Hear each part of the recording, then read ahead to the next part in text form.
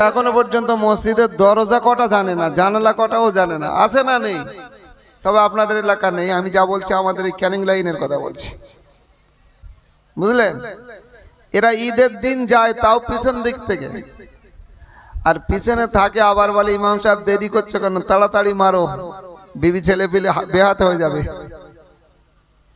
বুঝলেন? এত মায়া দয়া, এত ভালোবাসা, ঈদের ময়দানেও থাকতে চায় না বেটা। এরা কিয়ামতের ময়দানে হাসরের দিনে খাবে পেটা। এই ছেলেরা আপনাদের বেরো, নির্লজ্জ অসভ্য যত সব। আমি পরিষ্কার চাই, দুষ্টু গরুর চাইতে সৈন্যগোল ভালো না কালো? যাদের যাওয়ার প্রয়োজন, বিবি বাচ্চার প্রয়োজন, এক্ষুনি বেরিয়ে যান। 10 মিনিট পরে আর কেউ যদি যান তার কিন্তু আমি সহজে ছাড়বো না, বলে দিলাম।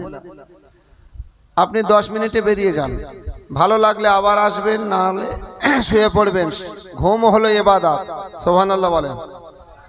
স্বামী স্ত্রী চোখাচোখি দেখা দেখি হলে সাগীরা গুনাহ মাফ হয়ে যায়, জোরে বলুন। এরকম মৌলভী সাহেব পেয়েছেন কোনোদিন?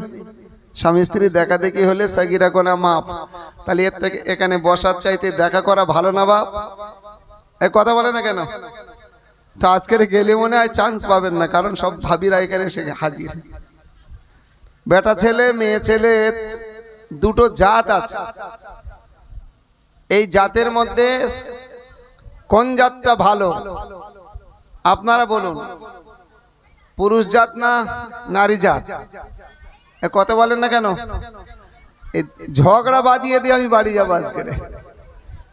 ভাবিরা কি গালাগালি করবে, ওদের গালির কোনো ব্রেক আছে নাকি? আপনাদের এলাকা ভালো, এরা গালি টালি দেয় না।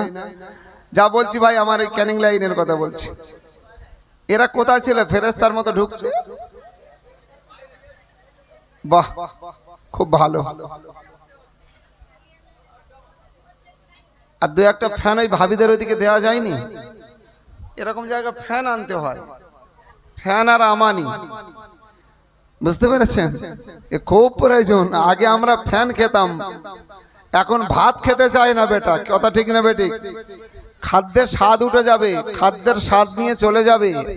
ফেরেশতা জিবরাইল আলাইহিস সালাতু ওয়াস সালাম কিতাবে লেখা হয়েছে 10টা জিনিস রাসূলুল্লাহ সাল্লাল্লাহু আলাইহি সাল্লামের পরে 10টা জিনিস তুলে নিতে আসবে হযরতে জিবরাইল আলাইহিস সালাতু ওয়াস সালাম। তার মধ্যে এই যে খাদ্যের স্বাদ তুলে নেবে। এখন খাদ্যের স্বাদ আছে বাবু? আগে আমরা ছোটবেলা ফ্যান চেয়ে খেতাম না, ফ্যান খেয়ে পেট ভর্তি করতাম। এখন ভাত খেয়েও বেটার পেট ভর্তি হয় না, বলছে মা অন্য কিছু দিয়ে একটু স্বাদ করে দাও। মায়ের হাতের ভাত খেতে ভালো লাগতো, কথা ঠিক না বেটি? আর এখন বেটা মায়ের হাতের ভাত খেতে লজ্জা লাগে। খাবো? তোমার এটা খাওয়া যাবে কি? মায়ের এঁটে খেতে চায় না, বাপের এঁটে খেতে চায় না। বাপ বিড়ি দিলে বেটা চেয়ে খায়। এরকম মাল আছে না নাই? কথা বলে না? আছে? ও লোক বলছে 1 নম্বর। বাবা পাকা জিনিস বসে আছে। এ নারায়ে তাকবীর। আওয়াজটা ভালো হচ্ছে না কেন? আওয়াজ ভালো হবে না। নারায়ে তাকবীর। এই যুবক জোরে দাও নারায়ে তাকবীর। এমন তাকবীর দেব আল্লাহ যাদের বাড়ি রেখেছেন সকলকে এখানে বসার সুযোগ করে দেবেন ইনশাআল্লাহ। বলেন, মন খুলে বলেন ইনশাআল্লাহ। তবে যারা জেগে ঘুমাচ্ছে তারা আসবে না, যারা আসলে ঘুমাচ্ছে তারা জেগে আসবে ইনশাআল্লাহ। বলেন নারায়ে তাকবীর। ইমাম সাহেব মুসাল্লিগুলো দেখে নিক, কাল সকালবেলা যদি যে আসবে না যদি মরে যায় জানাজা থেকে বেরিয়ে যাবেন, ওর জানাজা বেনামাজিরা পড়াবে। যদি বলেন না কম রেট, কম রেট মানে কম, মানে কম রেট মানে দাম। কম রেট মানে যার দাম কম, কথা ঠিক না বেটি? ও একটা তেরপল যদি না দেয় গালি দেবো না দেবো না? কথা বলছে না কেন? আচ্ছা ইমাম সাহেবের কেউ গালি দেয়? গালি দিবি তো মার কোল খালি হয়ে যাবি। এমন করে বলবো আল্লাহ ও গালি দিয়েছে, ওর বল বন্ধ করে দাও। মা আর বাপ ইমাম সাহেবের পায়ে পড়বে, বলছে বাবা দোয়া করে দাও। ও সহজে দোয়া চায় না, ভেলোর থেকে মাল ঘুরে আসে তারপরে দোয়া চায়। এমন আছে না নাই? এমনি করে দোয়া চাই না, ডাক্তারের কাছে গিয়ে হাজার হাজার টাকা খরচা করে, আর ইমাম সাহেবের কাছে একটু তেল পানি ফুঁক নেবে, 10টা টাকা দিলে ওর কলজে টান পড়বে। কথা ঠিক বলছি না ভুল বলছি? ওই পানি পড়া দিয়ে এমন ছাটা মারে, ওর রোগ কোথায় চলে যায় পাওয়া যায় না, ভেলোর ডাক্তার ফেল। ওই এমনি করে হয় না, সারা জায়গায় ঘুরে ঘুরে লিল্লাতন, মেডিকেল, পিজি, বিজি সব সেরে আসবে, ডাক্তার বলবে আর চলেগা নেই, কি এ চলেগা নেই, নে বাড়ি চলে যাও। এবারে এসে কি করে ইমাম সাহেব, একটু খাতমে খাজে গান দাও, আর না হয় ইউনুস খতম করে দাও। কি যার করো অবহেলা সেই হবে টানাটানির বেলা। ইমাম সাহেবের ইজ্জত সম্মান আল্লাহ দিয়েছেন। আল্লাহ নবী বলেছেন, আল উলামা ওয়ারাসাতুল আম্বিয়া, আলেম ওলামারা হলো রাসূলুল্লাহ সাল্লাল্লাহু আলাইহি সাল্লামের উত্তরসূরি, উত্তরাধিকারী। জোরে বলুন। বাহ, ভালোই জানেন তো, আমি জোরে বলতে বলেছি, জোরে সুমন্দি বলবেন। আপনারা সুবহানাল্লাহ বলছেন, তার ওয়াজ হয় এদিকে নাকি? দেখবেন বলতে হয় না, কত রকের কত বড় বড় কথাবার্তা বলে না, বলে না। আল্লাহ নবী বলেছেন, ওয়া হাফিজুল লিসান, জবানটা তোমরা হেফাজত করো। যারা জবান হেফাজত করবে আল্লাহর জান্নাত তার জন্য অপেক্ষা করছে। জোরে বলুন।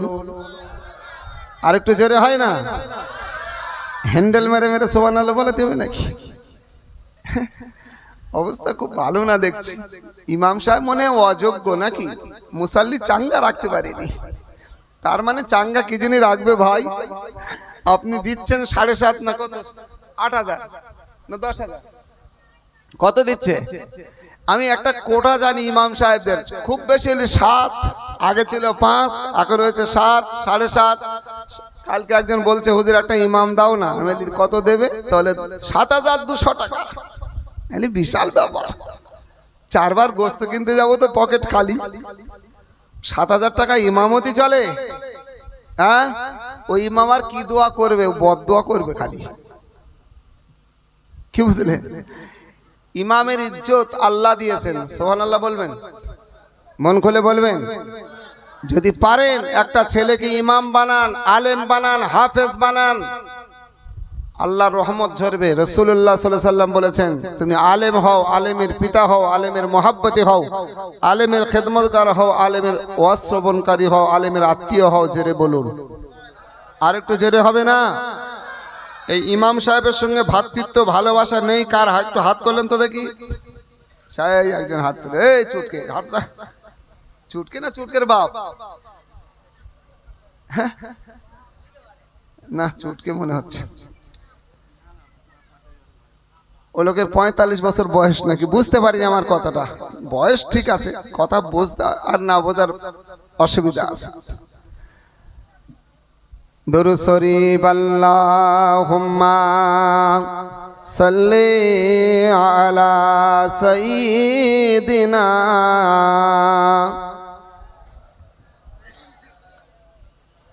এই বাচ্চারা কোথায় যাচ্ছ বাবা? ওদিকে বিরিয়ানি এখন হয়নি বাপ, এদিকে এদিকে সব ওইদিকে ধান্দা। এদিকে আয় বাপ, সামনে আয়। এই সামনে, তোদের আগে দেবো আমি মাল। আমি বিরিয়ানি হাতে দিয়ে তারপর ছাড়বো এখান থেকে।